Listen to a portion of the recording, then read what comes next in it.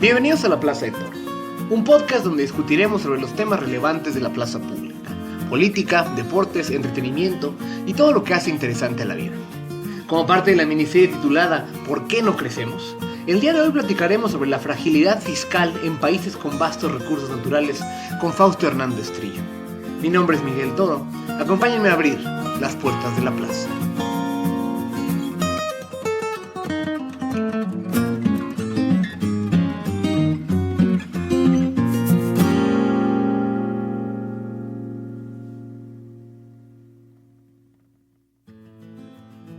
Díganme si esta situación les parece familiar. Van a una consulta médica y la pagan en efectivo. Probablemente no piden una factura, porque si la piden, les dicen que en el consultorio que su cuenta habría que sumarle el IVA. O quizás, ahora que sea fin de mes, su casero recibirá el pago de su renta en efectivo para no meterlo al banco, porque no piensa declararlo al fisco, que le cobraría ISR. Tal vez también en los últimos días tuvieron que ir a comprar unos faros que le robaron a su coche. Y como están muy caros en la agencia, los fueron a buscar a las colonias donde están ubicadas las refaccionarias. Mientras esperaban a que les consiguieran las piezas, que obvio pagaron en efectivo, optaron por ir al tianguis de junto a comprar un nuevo control remoto para la tele, ya que el viejo se descompuso. Ahí no aceptaban tarjeta, de forma que recurrieron a doña Sor Juana Inés de la Cruz para pagar los 200 pesos que costó. En ambos casos, los que les vendieron productos no van a declararle al fisco los ingresos que tuvieron por ventas ese día. Si bien nos va, ellos tendrán que pagar una mordida a los policías por el derecho de piso de poder vender en la calle. Así podría seguir durante horas, describiendo cómo una inmensa parte de la economía mexicana es ajena al gravamen de los impuestos. De las empresotas más grandes, que encuentran huecos en la legislación con sus abogados y contadores caros, hasta los changarritos que no hacen ni declaración de impuestos. Lo mismo los dueños de departamentos lujosos que reciben rentas de 40,000 pesos en cash, como el doctor de la colonia que cobra 300 pesos la consulta médica. Ninguno paga impuestos, y sin impuestos los países no tienen forma de desarrollarse. Hola, mi nombre es Fausto Hernández, soy profesor del Instituto Tecnológico de Estudios Superiores Monterrey, el TEC de Monterrey, y pues soy economista. Me he dedicado un buen tiempo a la investigación, prácticamente toda mi vida profesional. Si bien la gente me identifica con un estudio más de fiscal y del federalismo fiscal, la verdad de las cosas es que a mí me apasiona toda la economía y me considero un poquito más diverso, vamos a ponerlo, de lo que la gente me encasilla, pero bueno, pues no puedo hacer nada por eso. Hay una amplia literatura económica que habla sobre la capacidad de los estados de llevar a cabo sus políticas. ¿Cuántos recursos tienen los gobiernos para implementar políticas de seguridad, de desarrollo social, de turismo, de energía? ¿Pueden construir suficientes escuelas y hospitales o otorgar becas para la investigación científica o para las competencias deportivas? ¿Pueden atender las necesidades de amplios grupos de la población o están fuertemente constreñidos a solo pocos ciudadanos? Eso es un poco lo que se conoce como capacidad de Estado. Y la capacidad de Estado no es más que una forma más bonita de decir capacidad fiscal o el que cobres recursos suficientes para poder operar tus políticas públicas. Todas las cosas que hacen los gobiernos, desde defender la paz hasta tapar un bache, cuestan dinero y los gobiernos normalmente solo tienen dos formas de obtenerlo, vía impuestos o a través de deuda. Algunas naciones cuentan con grandes recursos naturales que pueden explotar de forma sencilla para obtener dinero. Metales preciosos, ciertos productos agrícolas o fuentes de energía como el petróleo han sido algunas de las opciones a lo largo de la historia. Y en todas esas ocasiones se pudieron sustituir parte de los recursos que provendrían de impuestos o de deuda gracias a la venta de estos metales o ese petróleo. Es decir, estos países tienen una ventaja frente a sus vecinos que no cuentan con la misma dotación. No obstante, muchos de estos países están lejos de desarrollarse. ¿Por qué? Para responder a esta y otras dudas vinculadas a la forma en que los países cobran impuestos y financian sus políticas públicas, tengo el gusto de recibir en la Plaza de Toro una eminencia en el tema como Fausto Hernández Trillo. Querido Fausto, bienvenido a la Plaza de Toro. Miguel, encantado. Pues bueno, quisiera primero comenzar por algo que podría sonarle un poco contraintuitivo a mucha gente. Necesitamos que el gobierno nos cobre más impuestos. Y tal vez no es solo que suban los impuestos, sino que en general salgan a cobrar los impuestos a tanta gente que no paga. ¿Podrías explicarle a quienes nos sintonizan por qué es importante que los países cobren suficientes impuestos y de paso Que nos comentes cómo es que el cobro de los impuestos, o cuánto cobran los impuestos los países, divide precisamente a los países desarrollados de los no desarrollados. Sí, mira, es bien interesante lo que me estás diciendo y yo iniciaría con algo que de repente en México olvidamos. El tamaño del Estado que la sociedad determina, sea vía democráticamente o de maneras alternativas, es lo que te define cuánto vas a gastar. Tú vas a encontrar una variedad de tamaños de Estado si lo definimos única y exclusivamente por cuánto gastan como proporción al PIB de manera bastante fuerte. Por ejemplo, los países nórdicos están pues alrededor del 50%. Sí. El 50% del PIB lo genera el Estado. Claro, es un porcentaje enorme. Es un porcentaje. No saben, es una cosa gigantesca. Es una cosa gigantesca. ¿Y por qué? Bueno, porque ellos han decidido que la salud la provee el Estado. Obviamente la educación, el sistema de pensiones. Incluso hay una buena proporción, va un poco decreciendo, pero hay una buena proporción de vivienda social, por ejemplo. Entonces, estamos hablando de un Estado grande, que así lo ha definido, digamos, las sociedades nórdicas. Un poco abajo está la Europa continental. Si bien no llegan a los niveles de los países nórdicos, sí están muy cerca. Sí, tienen 40%, 44, 45%, sí. Por supuesto. Entonces, bueno, hay que entender eso. Por otro lado, son estados que cobran muchísimos impuestos. Claro. Mucha gente le paga una parte importante de sus ingresos al Básicamente, te lo voy a cerrar y obviamente que esto ahí depende mucho del nivel de ingreso y lo que tú quieras, pero básicamente es el 50% de tu ingreso se va en impuestos, sí. En impuestos, o sea. Entonces, eso hay que entenderlo. Y hay que entenderlo porque yo siento que en México, desde el famoso milagro mexicano que se ha intentado, México ha recaudado muy poco desde la Revolución Mexicana. Sí, siempre. Desde el Porfirio Díaz, siempre, si nos comparas con el resto de los países, hay estadísticas, somos recaudadores bastante pobres, por muchos motivos históricos y por muchos motivos que se han ido arrastrando, que al rato tal vez comentaremos. Sí, sin duda. Pero lo que, déjame un poco decirte, para 1992 el tamaño del Estado mexicano era de 19% con respecto al PIB, así como lo oyes. El día de hoy es 27%.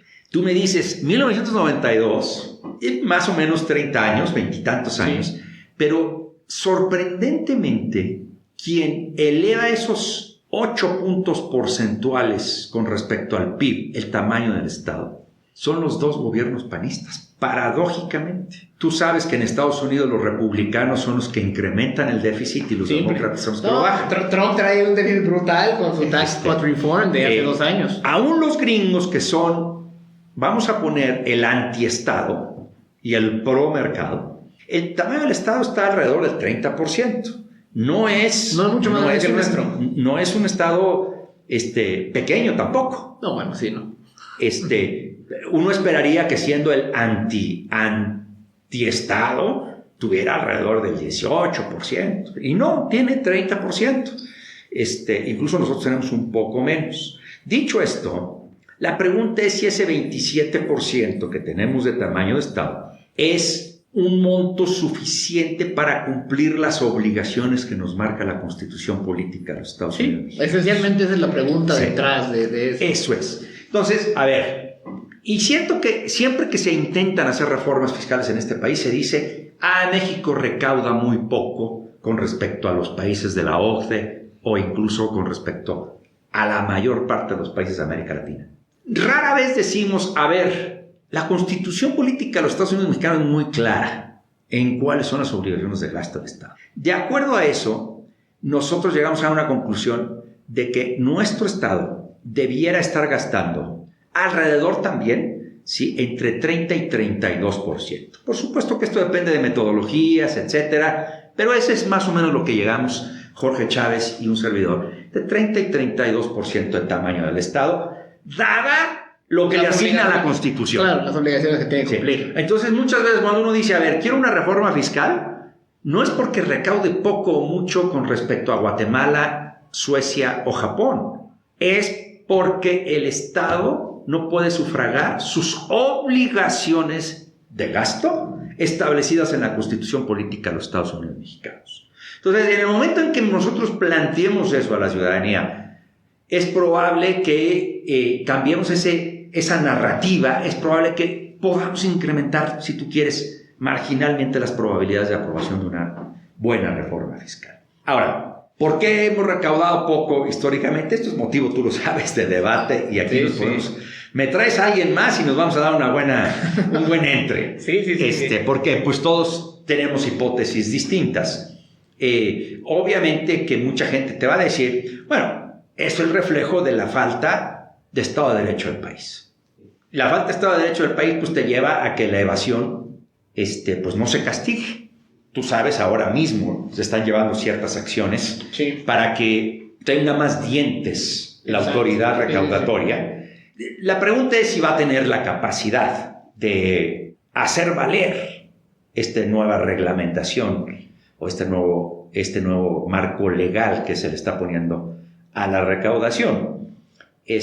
Habrá que verse. Pero otras personas también te dicen, no, mira, lo que pasa es que también hay mucha incompetencia en la redacción de leyes. Es decir, hay mucho hueco por el cual se meten los abogados y los contadores. Tanto las empresas tan grandes con sus abogados caros y contadores caros. Y la elusión es legal. Sí.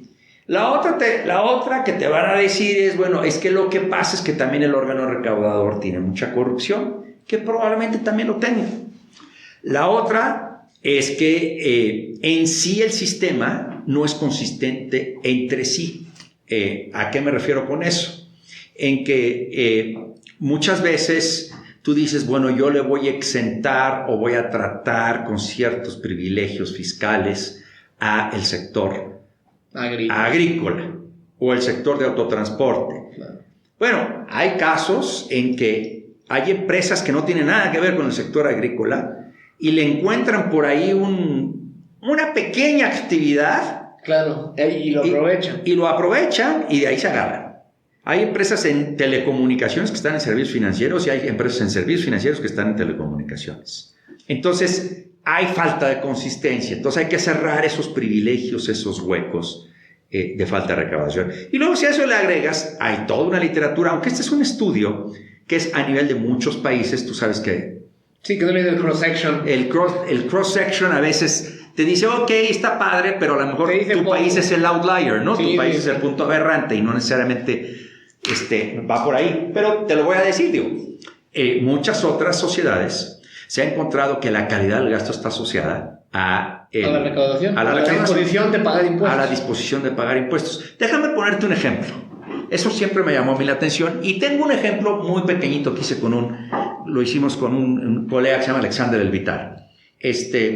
Y dijimos, a ver, sabemos que el mayordomo de los barrios en estos municipios de usos y costumbres es un gran recaudador para la fiesta del pueblo patronal del pueblo.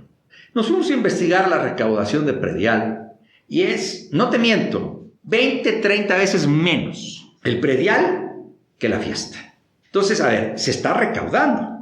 Hicimos el experimento, fuimos a Oaxaca, en varios municipios de usos y costumbres, hubo municipios de control, hubo otros municipios que eran los objetos de estudio, etcétera, etcétera. Alexander es un experto en experimentos.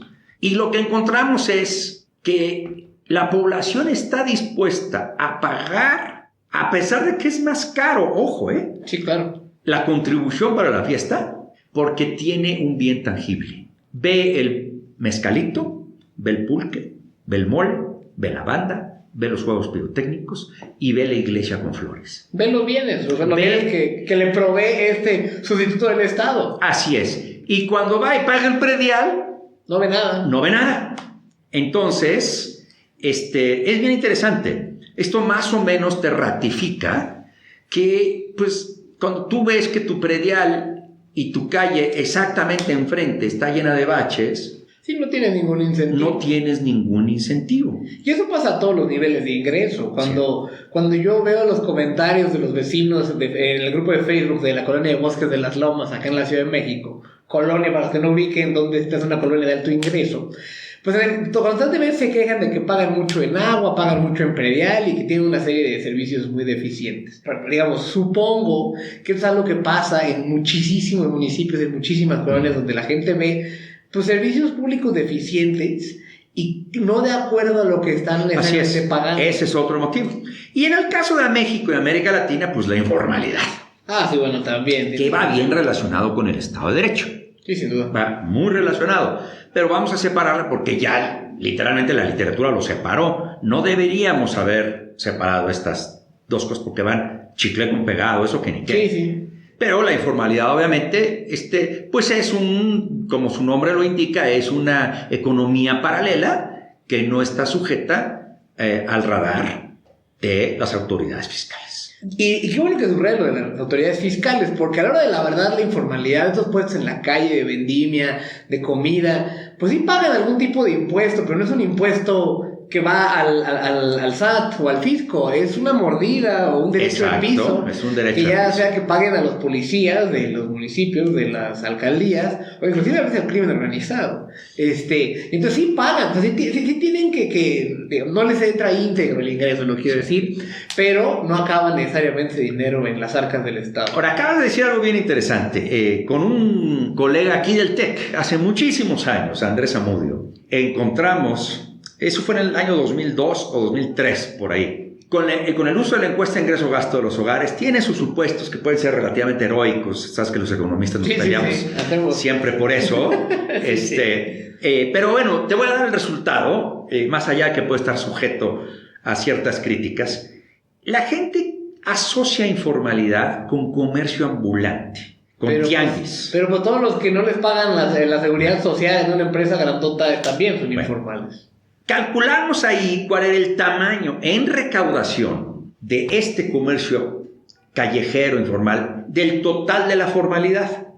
Es 16%. Es decir, el otro 84% no son comercios callejeros. Son muchas otras cosas, desde grandes empresas, grandes profesionistas. Asimilados a salarios, es un poco ese régimen. Médicos, contadores, abogados, ingenieros, arquitectos, tocaremos ese tema. Grandes empresas. O sea, a veces creemos que la informalidad está concentrada en el callejero. No, señor. No. Es mucho, se ve, se observa, pero no es lo único. O sea, en términos incluso de tamaño puede ser muy grande. Lo que pasa es que es de montos por la cantidad que venden. Es solo el 16%. Sí. Yo quisiera un poco expandir lo que estamos platicando con una otra hipótesis de la que estabas diciendo, que creo que se complementan todas estas, ¿no? De por qué recaudamos poco o menos de lo que necesitaríamos para cumplir nuestras obligaciones. Y una de ellas que ha pasado en muchos países que tienen esto, o esta, digamos, fragilidad fiscal, si le podemos llamar así, es la gran dotación de recursos naturales a partir de los cuales explotan, le cobran impuestos a las empresas que explotan esos recursos en lugar de necesariamente cobrarlos a otros. Y entonces, pues aquí en nuestro caso es el petróleo, ¿no? Y aquellos países que viven del petróleo no necesariamente tienen que incurrir en el costo político de ir a cobrar impuestos como normalmente los entendemos, sino más bien montan una estructura impositiva encima de la paraestatal petrolera, sea PDVSA, sean las de los árabes, Saudi Aramco, sea Pemex. Y así están muchos países en todas estas latitudes, en Medio Oriente, Nigeria, Venezuela, México, con distintos grados obviamente de impuestos y unos regímenes fiscales distintos, pero finalmente muchos de ellos viviendo de esto. Y también hay una literatura que te habla de esta idea de como el resource curse, ¿no? O sea, la maldición de los recursos, de tener estos recursos, o la maldición del petróleo, y que a pesar de esta ventaja que podría ser de que le puedes cobrar impuestos a tu recurso natural y entonces complementar tu recaudación, a la hora de la verdad no necesariamente están muy bien, y un poco esta idea de, bueno, pues ¿por qué crees que es tan fácil que los países con recursos naturales caigan en esta situación de como de vivir de esos recursos? ¿Y qué se puede hacer para tratar de no depender de ella? Un poco pensando en el caso mexicano, de vivir menos de Pemex. En primer lugar, a ver, dijimos que el tamaño del Estado mexicano hoy es de 27%. Sin embargo, recaudación tributaria, única y exclusivamente de impuestos, es alrededor del 13.5%. Yo pensé que un poquito más, yo estaba en 16, no. Pero... A ver, le estoy quitando a ese 13.5 todo lo que se le conoce como ingreso tributario petrolero. Esto es tributario no petrolero. Entonces, bueno, claro, se va a 16 cuando incluyes, por ejemplo, el propio IEPS petrolero. Sí. ¿No? Y luego además están las contribuciones a la seguridad social y se completa, obviamente, con petróleo. Esto ha sido tradicional, incluso, déjame decirte que no estamos a los niveles que estuvimos en los 70s. No, sí, donde era una dependencia total. Era una dependencia absoluta. A ver, aquí lo más interesante es saber por qué se le llama maldición del recurso. La maldición de los recursos es simple y llanamente porque el político dice, ¿para qué quiero cobrarle a un ciudadano que además me va a quitar su voto si le cobro impuestos, si tengo petróleo? Claro. El petróleo no se queja y no le cobras. Aquí lo interesante es que, por ejemplo, en la presente administración, la apuesta es a producir más petróleo. Y es para generar precisamente esos recursos. Y se habla de que no va a haber una reforma fiscal los primeros 3 años. Sí. Personalmente creo que la va a haber.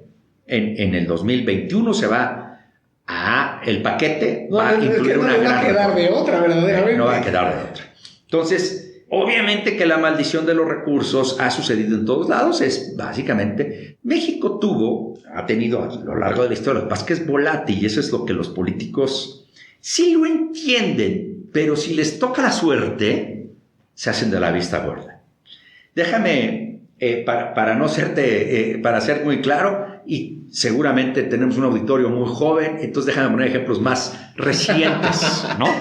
El precio del petróleo empieza a irse brutal para arriba del 2003 al 2012. Sí. Así, todavía el 13 empieza a bajar, pero todavía era alto. Sí.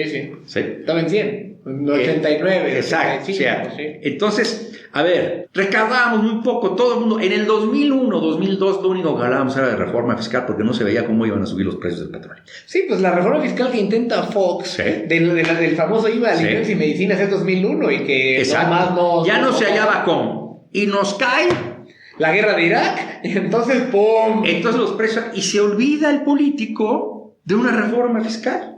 De hecho, el presidente Calderón goza.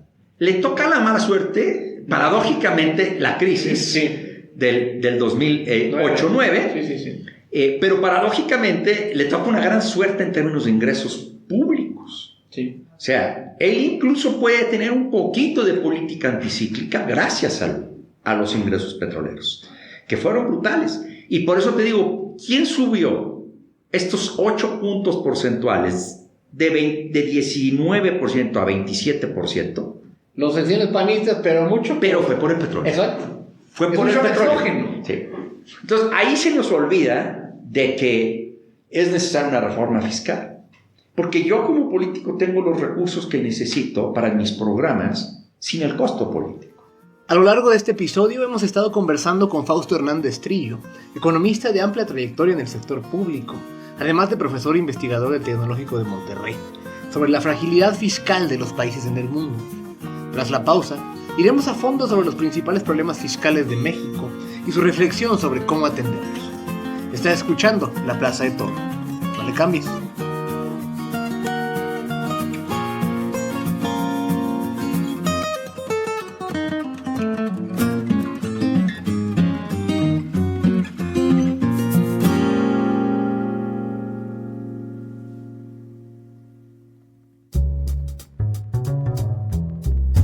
¿Te gusta la ciencia de datos?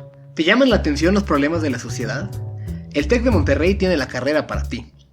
La nueva licenciatura en Gobierno y Transformación Pública le proporciona a los alumnos y alumnas una formación sólida en economía y ciencia política, además de las habilidades más avanzadas de la ciencia de datos, como el Machine Learning, Data Mining o Agent-Based Modeling, para con ellas realizar el análisis estratégico más riguroso. Los estudiantes se pueden especializar en el emprendimiento público, sistemas urbanos y planeación de largo plazo, política pública e inclusive como científicos de datos. Este tipo de competencias permitirán a sus egresados trabajar en dependencias de gobierno, organismos de la sociedad civil y en empresas del sector privado. Aprende a utilizar las tecnologías más avanzadas para la obtención, manejo y visualización de datos y con ello sé parte de las oportunidades más relevantes de México y el mundo. No es que el mundo haya cambiado. Lo cambian las personas como tú. Las que viven sin miedo a equivocarse. Las que no se conforman. Las que no se detienen por nada. Es que el mundo gira por los incansables. Por los que no aceptan un no. Por los que saben que pueden hacer lo imposible. Y que nunca renuncian hasta lograrlo. Así que incansables, soñadores, libres. Desaparezcan fronteras, sigan sin conocer límites y rompan reglas. Porque si alguien va a hacer que este mundo sea lo que soñamos, son ustedes. Libera tu potencial transformador. Tecnológico de Monterrey. Y es justo con lo que estamos hablando de nadie quiere cobrar hasta que tiene que cobrar. Así es. Y un poco hace la reforma fiscal, llamémosle reforma entre comillas, porque aunque son cambios finalmente a las leyes de los impuestos y a veces hasta de la Constitución según sea el caso, y dentro de este cúmulo de opciones que tienen los políticos para grabar, pues hay unos más eficientes que otros, ¿no? O sea, los que llevamos a estudiar en México en la primaria en este país, pues nos decían, o al menos yo recuerdo en los libros de texto, que Antonio López de Santana en los 1852-3 cobraba impuestos a las ventanas y cosas muy, muy absurdas. Y cuando ya más bien pensamos en cosas un poco más eficientes y menos absurdas, están impuestos al carbono o a vehículos motorizados, de los cuales tú también has hecho investigación en algunos países. Pero en particular estos impuestos a la gasolina aquí en México han tenido un enorme rechazo. El famoso gasolinazo o los gasolinazos que se hicieron tan llamativos en términos de narrativa política, pues eran eso, era un incremento a los precios de la gasolina o el deslizamiento del subsidio en otro momento del tiempo a partir del IEPS, ¿no? Pero un poco es, bueno, pues estos carbon taxes tienen muchos beneficios positivos, o sea, tienen una lógica ambiental, tienen una lógica de disminución del tráfico a partir de la reducción del uso de los vehículos motorizados, tienden a ser progresivos porque pues, o al menos en muchos países tienden a ser progresivos porque los ricos tienen camionetas más grandes y entonces, o las Porsche, o los Porsche que usan mucho más gasolina, entonces pues les cobras más por cada litro. Pero aquí en México hay un gran rechazo, ¿no? Y entonces la pregunta de lo que has visto en otros países es si estos carbon taxes han logrado recaudar un número importante o mejorar el balance fiscal de estos países, o si nomás han afectado el uso del vehículo y el uso de las opciones de transporte de la gente. ¿Tú sabías que antes del 17, antes del famoso gasolinazo, sí, los precios, sobre todo en el periodo que te dije, del 2003 al 2012, subieron muchísimo? No así la gasolina, que era un desliz, pues muy marginal, pero que no compensaba, se convirtió en subsidio. Sí, totalmente. En los titulares del Reforma, y lo tengo que decir, sobre todo del Reforma, yo me acuerdo uno, y lo tengo en foto, por cierto, que decía, el gobierno subsidia las Homers, 8 cilindros. Era un titular del Reforma. El mismo Reforma ahora dice que el precio está muy caro, incluso su principal columnista, que escribe diario, vive comparando el precio de la gasolina de México con Estados Unidos. Todavía ayer en el Financiero vi a alguien más también comparando. Sí. Nada más lo comparan con Estados Unidos, que es casualmente el país con el que menos se debe de comparar un precio de gasolina, porque es un país que literalmente no tiene un impuesto especial sobre producción y servicios, es el único del mundo avanzado que no lo tiene. De hecho, no hay IVA. Sí, no, hay un poco de impuesto, pero es el de las ventas. Exacto. Incluso es estatal. Sí. Esa comparación es absurda. Dentro de los Estados Unidos la gente dice, la gente consciente, obviamente, y los estudios te marcan, tenemos que tener un impuesto que internalice las externalidades que genera la circulación de automóviles. Los californianos han estado en eso, pero a cada rato se enfrentan a que se elevan en las elecciones locales, pues estas como iniciativas ciudadanas que se votan. Como hay movilidad también. Exacto. Sí, Entonces, y ahí las pegan. A ver, entonces ahí estamos. A ver. Y sorprendentemente también no vimos, tú ves a muchas ONGs ambientales o pro medio ambiente, que claman que haya 1000 medidas, pero ya que se pone el impuesto a la gasolina, se quedan calladas. Básicamente, déjame referirme a la pura OCDE, que es donde tenemos los datos más sistematizados, condensados. Mira, Turquía, que es, si tú quieres, es el caso más radical, pero déjame empezar con el radical y después me voy con los claros. Turquía recauda por impuesto a la gasolina 5% del PIB. Me voy a ir uno menos radical, más dentro del promedio, pero un poco, todavía por arriba del promedio. La Gran Bretaña. La Gran Bretaña recauda hoy 3.8, casi 4 puntos porcentuales del PIB. Ahora, tú sabes que además las economías europeas, todavía algunas lo siguen atravesando, porque ese es el otro gran tema, los sistemas de seguridad social de que hablábamos hace rato, entraron en una crisis a mediados de los 90, mediados de los 90, por lo cual incluso los gringos dijeron, tenían razón, ves cómo iba a fracasar, y efectivamente tuvieron que subir un poco las contribuciones a la seguridad social. Sin embargo, con la caída del muro de Berlín, ya no podían subir los impuestos a las empresas, que más bien los tuvieron que bajar, subieron IVA y hicieron reformas verdes. La reforma verde fue parte de un proceso de reacomodo para salvar el sistema de seguridad social. Sí, era muy oneroso y es una reforma fiscal. Entonces tú dices, a ver, una reforma verde te trae beneficios ambientales, pero también recaudatorios, y si tienes un sistema de seguridad social, todos dijeron a todo dar, o sea, pago más gasolina.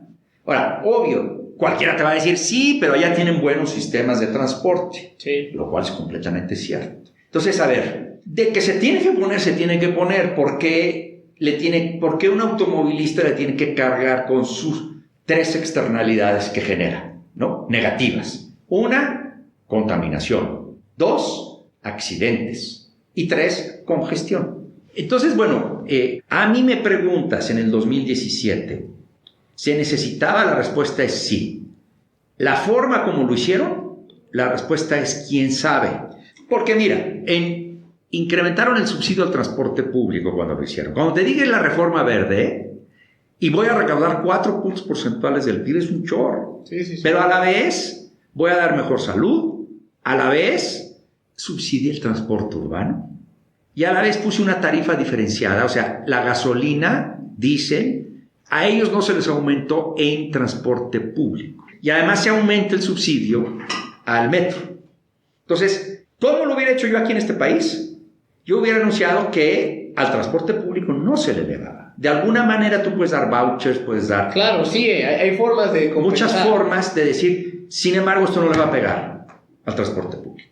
Y hablando de estructuras fiscales que tienen que emular o que buscaríamos que fueran más universales, más parejas entre todos, pasemos un poco a la lógica de subnacional, en términos de México, ¿no? Un poco es, de todos los impuestos que tenemos, los que son al ingreso, como el impuesto sobre la renta, el valor agregado, los especiales de servicios y producción, como platicabas, o algunos más locales, como el predial, pues vemos un poco esta lógica de cómo los gobiernos locales, esencialmente en México, estiran la mano para recibir una parte importante de sus ingresos y cobran muy poquito.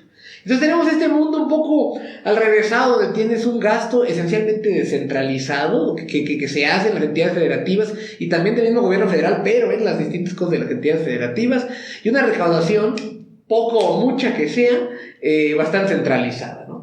Y en tu opinión, ¿cómo se puede mejorar nuestro pacto fiscal en ese sentido para no generar estos incentivos perversos donde empiezas un poco a depender del secretario de Hacienda, donde si cambia el partido en turno te modifica mucho lo que te dan, si eres un gobernador, y que sea mucho más una relación más accountable, de mayor rendición de cuentas entre pues, la ciudadanía y el político, que el político le rinda cuentas en función de los impuestos que le cobran?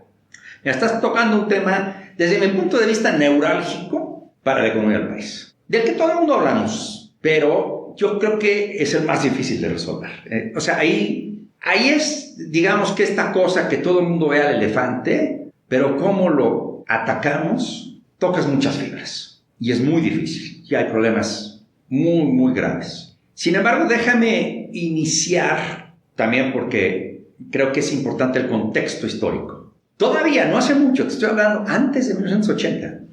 Ojo, antes de 1980, para no decirte en los 50, en los 40, etc., los estados ponían sus propios impuestos. No sé si... Cada estado tenía sus impuestos. Es cierto, había unas ciertas bases federales muy débiles, por cierto. El impuesto sobre la renta se introduce por primera vez en Estados Unidos a principios del siglo. Y Álvaro Obregón, en 1925, dice, caray, y es un impuesto que puede gravar más al más rico. Sí, entonces embonaba con el discurso de la revolución y el ideario y los principios de la revolución mexicana de una manera brutal. Pero realmente, no es nada más imponerlo, ahora cóbralo, ¿no? Entonces, realmente se impuso, o sea, se introdujo en el 25, pero realmente no empieza a dar mucho, porque la estructura del órgano recaudador, en ese entonces la tesorería era muy débil, etcétera, pero ya estaba, o sea, iba ahí, pero dominaban los impuestos estatales. Que hace todo el sentido del mundo, porque las autoridades locales están más cercanas a las personas. Así es. Conocen mejor sus ciudadanos, sus calles, todo. Bueno, viene toda esta ola del desarrollismo mexicano. O sea, modelo de institución de importaciones, todo. La ICI, los 50 y los 60. Y la única manera era, el que cada estado grave, yo estoy de acuerdo contigo, pero en algunos impuestos eso es pernicioso. Se llama lo que se llamaría cascada, ¿no? Se hace una cascada de impuestos. Entonces, al hacer una cascada es una doble, triple, cuádruple tributación. Entonces se necesitaba, para desarrollar el país, quitar las barreras al comercio entre estados. Se necesitaba, lo voy a decir tal cual, centralizar. Sí, la recaudación. Y es una lucha que empieza, que además, no es coincidencia, se usa el nacimiento del partido hegemónico para centralizar el país y la recaudación. Sí, como un brazo operativo político inclusive. Así es. Entonces, por eso es que se centraliza. Ahora, tú me preguntas, el mundo no tiene muchos impuestos, hay mucha chiquillada, voy a omitir chiquillada, Exacto. Y dentro de la chiquillada te voy a poner el impuesto a la riqueza y el impuesto a las herencias y el impuesto que te pueden gustar o no, pero es chiquillada. Sí, son pequeños. Países con gran estructura recaudatoria recaudan el 0.2% del PIB en impuesto a la herencia. Es chiquilla. En el mundo entero, el impuesto sobre la renta, tanto personas físicas como morales, el IVA y los IEPS, son los 4 impuestos más recaudatorios que conoce el mundo. Por supuesto, en muchos otros países, el predial también. Sí. Ahora, el gran problema es que, lo que te dije hace rato, si tú eres un país que tienes estados libres y soberanos, necesitas garantizar para un desarrollo de la economía que pueda haber libre circulación de mercancías. ¿Cuál es el problema? Yo soy del estado de Michoacán. Me registro mi domicilio fiscal en Michoacán. Resulta ser que el SATito de Michoacán me anda persiguiendo y yo digo, pues mi domicilio, ni siquiera yo, mi domicilio fiscal lo voy a mudar a San Luis Potosí. Si no se hablan los SATs, como no se habla, el registro público de la propiedad hoy día, claro, sí, de los estados no se habla. Pero imagínate, poner 32 SATs. La evasión, se eleva brutalmente. ¿Por qué Alemania lo tiene centralizado? ¿Por qué Canadá? Te estoy nombrando los 2 países federalistas casi por excelencia.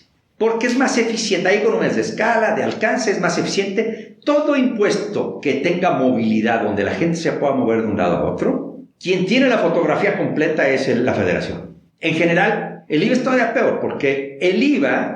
Acuérdate que el IVA es al valor agregado en las etapas de la producción, pero una etapa de la producción pudo haber tomado lugar en Mérida y la otra en Tijuana. Sí. Es muy difícil cuando no está centralizado. Entonces se vuelve un desastre. Déjame darte el ejemplo. 1980 el IVA se le dio a los estados. En el 82, 83, para entrar en vigor en el 83, se devuelve a la federación. Ese año, así, nada más pura devolución, 17% en términos reales de incremento, de recaudación. Dicho esto, déjame decirte, estos impuestos, cuando son móviles, se recomienda que sea un órgano central.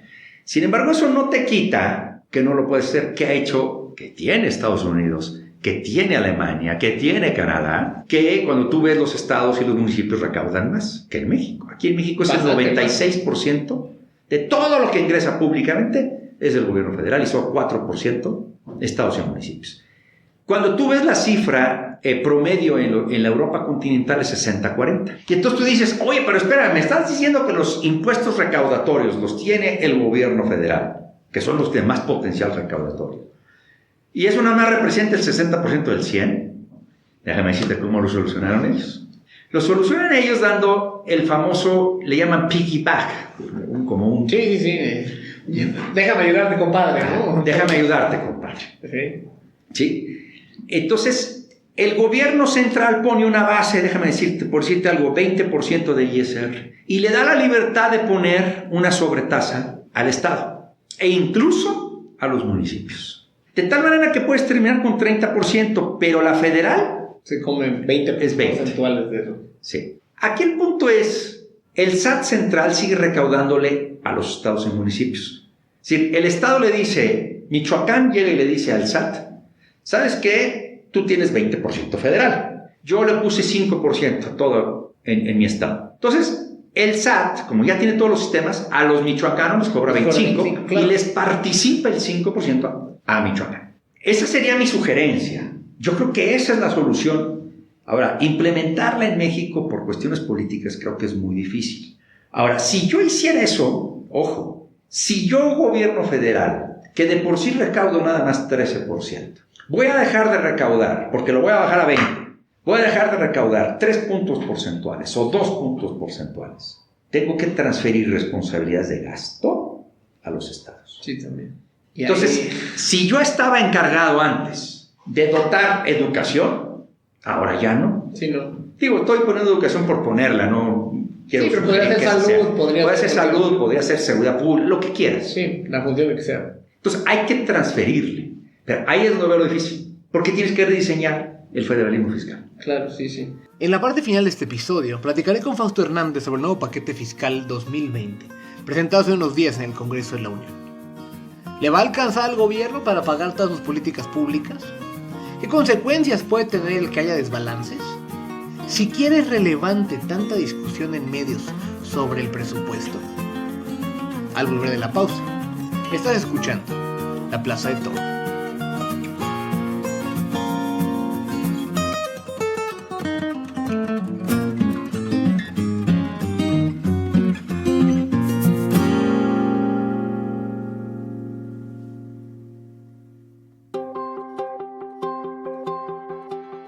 Le decimos gracias al Campus Santa Fe.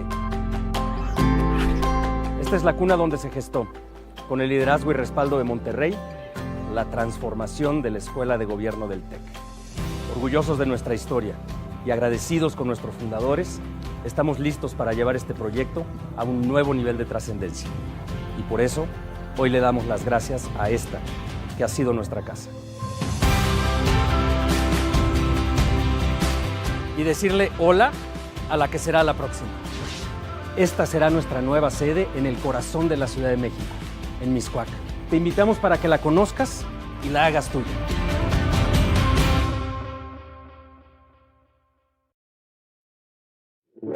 Y hablando de esto de factibilidad política y económica, pues aprovecho el timing de este episodio con que el gobierno acaba de presentar el paquete fiscal del 2020.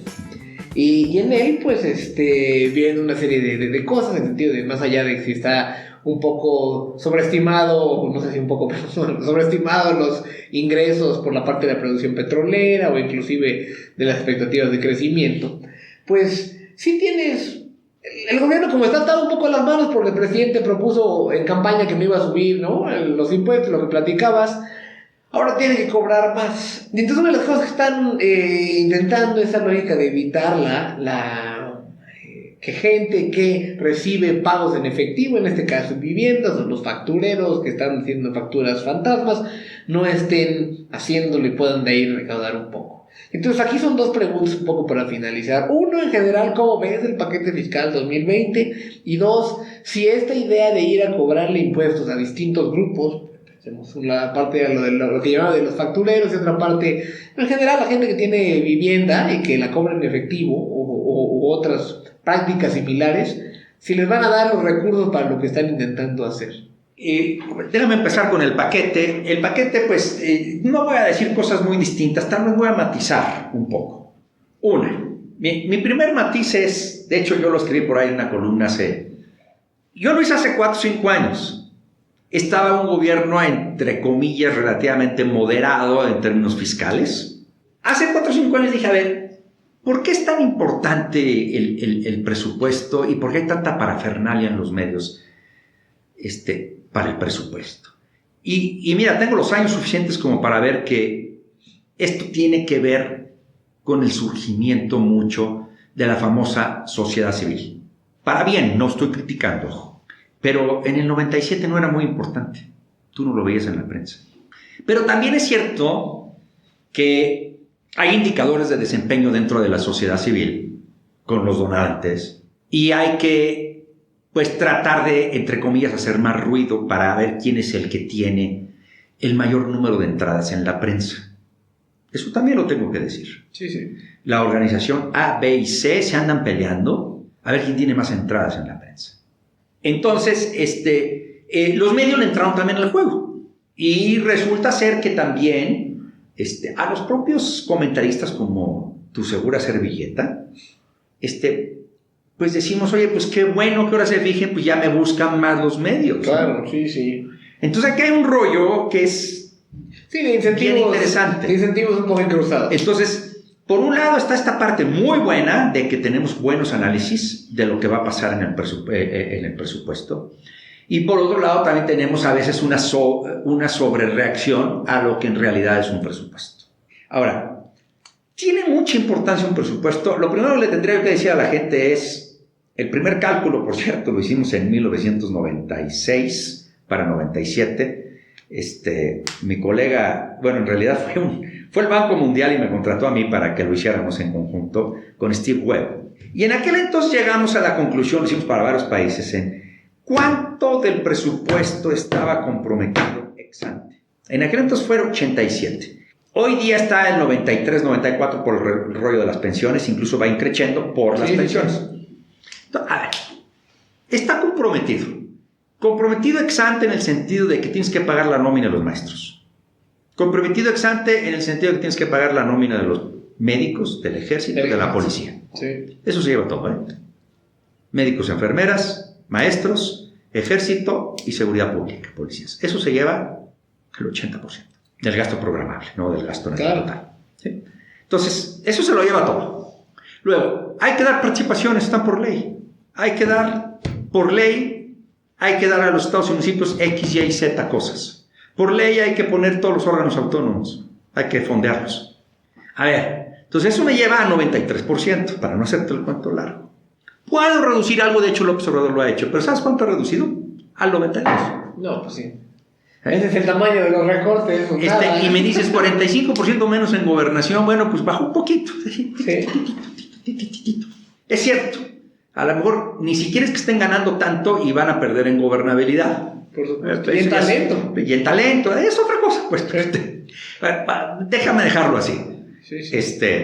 Entonces, ¿qué puede decidir cada año el 7% del presupuesto? No, pues muy peanuts. poco. Sí, totalmente. Muy poco. A mí me preguntan, oye, es que lo veo con muy poco crecimiento, ¿no? O sea, sí, veo que el presupuesto no va a generar crecimiento. Te juro que llevo desde el 95 analizando ese simple hecho y no conozco uno solo que sí lo haya hecho. 96, 97, 98, 99, 2000, hasta el día de hoy. ¿Por qué? Porque no hemos hecho esta gran reforma. Claro. Dicho esto, no es que no le ponga importancia, sino que lo analizo sin la sobredimensión que yo veo que hay en la prensa. De hecho, creo que está sobredimensionado. Sí. Esa es mi opinión. No tiene tanta importancia. Dicho esto, yo creo que Hacienda dijo, a ver, déjame poner un crecimiento en el límite superior si me paso de ese límite superior de sobreestimar, voy a caer en el terreno de no credibilidad. Entonces, puso, ¿cuál es ese límite? El 2%. Ahí me voy a ir. Tengo que tener espacio para empezar a bajarlo al primer bimestre y al... Sí, y para hay espacio para bajarlo. Sí. De hecho, se ha vuelto un juego. Ahora, obvio, ¿cuál es la repercusión de poner una cosa un poco más alta? ¿Qué va a tener que recortar? Pues que va a tener que recortar gasto. Punto. Ahora, el recorte del gasto se da y se va a dar. Si es que quiere. Y si no, pues se va a endeudar. Claro. Sí, no hay... Más bien, lo que yo andaría preocupado es que, como sociedad civil, monitoreemos ¿Cómo se va a gastar? cómo se va a gastar. Una, y dos, que no haya nueva contratación de deuda no aprobada en el presupuesto. Que también creo que se exageró con la producción de petróleo. Van a tener que recortar. Que vienen de épocas duras, sí, no quedó. Ojo, no estoy diciendo que no nos preocupemos. Nada más estoy diciendo... que el presupuesto es menos importante de lo que la gente cree. Exacto. Un poquito menos. No estoy diciendo que no sea importante. Nada más estoy diciendo no como los medios nos quieren hacer caer en paranoias. Claro. Y ya para cerrar nomás, para que terminemos con este tema, vinculado a la parte del presupuesto, ¿cómo es esta idea de empezar un poco a tratar de cobrar a la gente que tiene ingresos en efectivo, ese tipo de ingresos? No es un impuesto al efectivo, sino es un tema de que no estén evitando informar. Mira, declararle al SAT. Sería ideal, pero es muy difícil. Esto lo he oído también, te insisto, muchos años se puso el impuesto de depósitos en efectivo. Sí, claro, educarse. Que además echaron campanas al vuelo en los primeros 2 años porque efectivamente dio mucha lana. Y después la gente, pues obvio, aprende a eludir. Exacto. Y después yo oí al subsecretario el sexenio pasado de ingresos decir, ya caducó ese impuesto. ¿Por qué lo quitaron el sexenio pasado? Y ese subsecretario había sido director general de ingresos, o sea, en la anterior administración. Entonces, a ver, es muy difícil. Tenemos una informalidad estructural. Entonces, a ver, esto se ha intentado mucho. Hay que atacar la informalidad, hay que atacarla. Ahora, en el corto plazo, ¿vas a hacer algo para que se recaude más? Es marginal. ¿Quieres cobrar un poco a los informales? Es vía IVA. Por supuesto. Ya los productos que no tienen IVA. Así es. El doctor Fausto Hernández Trillo es profesor e investigador de la Escuela de Ciencias Sociales y Gobierno del TEC de Monterrey y un experto en cuestiones fiscales, además, como él dijo, un economista que le gusta entender de muchos otros temas. Él fue nuestro invitado el día de hoy en la Plaza de Toro. Muchas gracias por venir, Fausto. Gracias por aventarme al ruedo. Con esto hemos llegado al final de este episodio, que esperamos les haya gustado. Les pido que si fue de su agrado, nos ayuden a llegar a más personas, compartiendo este podcast en Facebook, Twitter, Instagram y sus demás redes sociales. Recuerden que pueden encontrar el podcast en el app de Podbean, en iTunes y en Spotify. Si pueden, déjenos un comentario o un review. Para cualquier cosa me pueden encontrar en Twitter en @MiguelAngelToro. Muchas gracias por escucharnos. Mi nombre es Miguel Toro y el momento es cerrar las puertas de la plaza.